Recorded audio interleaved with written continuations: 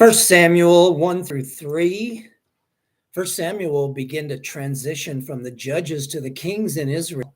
Hannah, barren wife of Elkanah, prayed to God for a son whom she promised to give in full service to the Lord, and God gave her Samuel. After being weaned, Samuel lived in the house of the Lord with Eli, the priest, and his sons. Hannah sang a prophetic song glorifying God and even speaking of the coming Messiah. God blessed Hannah with 3 more sons and 2 daughters. Don't you love that? Eli's sons, Hophni and Phinehas, were worthless fellows and did not know the Lord. Yet they were ministering as priests, having sex with the women, disrespecting the sacrifices, and it appears as though there was a lot of drinking going on. Could this be going on today in our churches and among our pastors? Just read the news. Eli knew of this, and although he confronted them, he allowed it to continue. God's word on this was, "Those who honor me, I will honor, and those who despise me will be lightly esteemed." God promised to kill both brothers on the same day. Eli is held accountable for what he allows in his home and in the Lord's house, and so are we.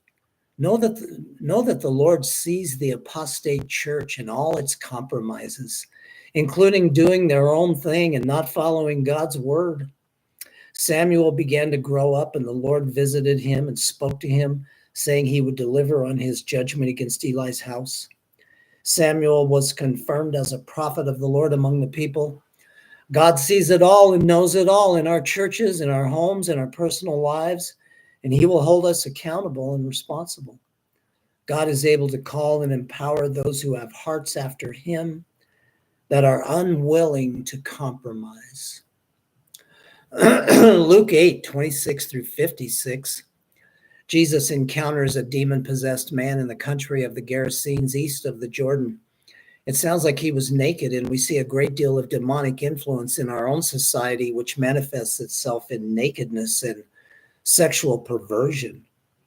Jesus cast out the demons, and they begged Jesus not to send them into the abyss. They know who Jesus is, his authority, and their ultimate fate.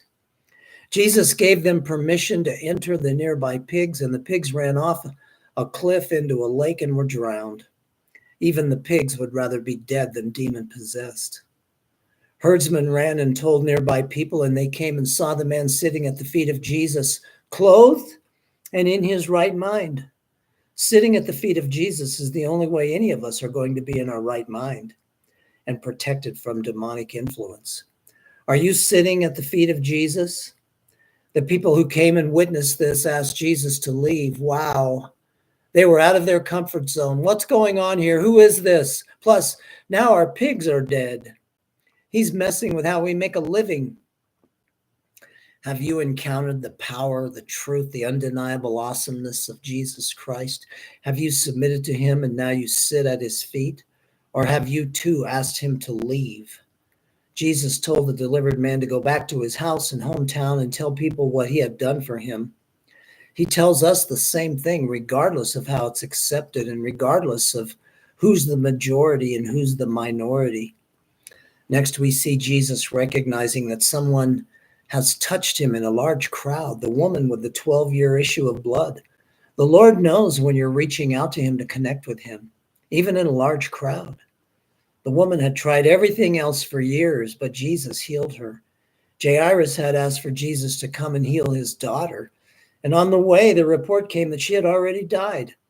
Jesus said to Jairus, "Do not be afraid any longer, only believe and she will be made well."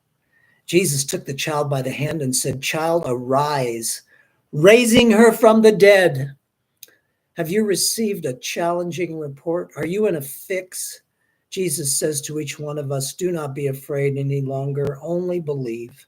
Believe that I love you and I'll give you what you need, and I won't mess it up because that's not my character. Oh, Lord, give us faith to walk this way with you.